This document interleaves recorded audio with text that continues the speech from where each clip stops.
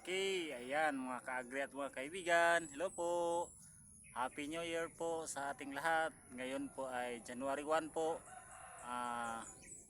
2026 na araw po ng Webes, no? Ngayon po ay mayroon po kaming i-share. Unang araw pa lang ay na mga ka-agri, naggawa na kami ng content o video para po sa update sa aming talong. Ang talong po namin mga kaagri at mga kaibigan, no, 12 days simula po ng amin pong nilipat tanim, no. Tapos nung sinisidling namin ito ay nasa 21 o 25 days kasi medyo matagal-tagal ang kanyang paglago, no. 25 days bago namin transplant, no. May video kaming ginawa mga kaagri, no, isang linya dito at saka isang linya po dito, kasi po ginawa namin ang ginawa namin na isang linya at saka doon sa kabila para lang po pang ulam, no. 50 50 kapuno.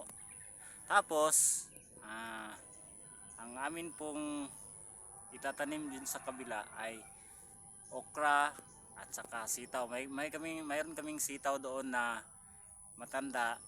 Yan ay susunod na linggo ay bubunutin na namin kasi amin pong tataniman ng bago. Ngayon po ay talong po ang tanim namin na bago, no.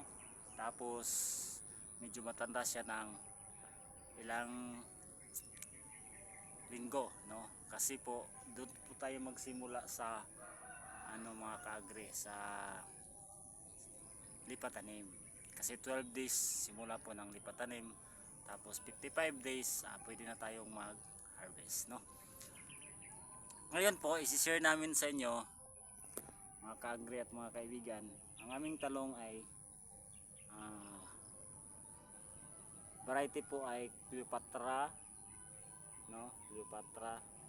Tapos powered by Chatay Company, no. Napaka ganda ang kanyang mga ka-great sibol, no. Kahapon ay maglinis kami dito, isa namin para po mas maganda ang kanyang sibol. Hindi po kami nakapag-video nung nakaraan, ay nag-spray po kami ng foliar na 30-10-10 ng Yara, hindi po ng yung Gromor pala, hindi Yara, Gromor 30-10-10, at saka yung Yara na nag-drenching po kami ng Yara na 16 triple 16 at saka Yara Nitrabor. Yun ang hinahalo namin, inaabuno namin mismo sa puno kasi drenching ang ginawa nating method, no. At saka yung foliar, yung tinatawag na Gromor 30-10-10, no. May mga video kaming ginawa noon nung nag-ampalayahan pa kami dito. Pwede nyo bisitahin sa aming YouTube channel, dito sa YouTube channel namin, ang John Agri Kaalaman TV. Salamat sa lahat ng mga viewers natin, sa mga subscribers natin, sa mga supporters po natin sa ating YouTube. Sana po patuloy po kayong sumusuporta sa atin pong YouTube channel, John Agri Kaalaman TV. Mayroon po kaming mga idea na ituturo sa inyo, lalo na sa mga baguhan pa po sa aming YouTube channel. God bless po sa ating lahat at happy New Year po ulit po sa inyo.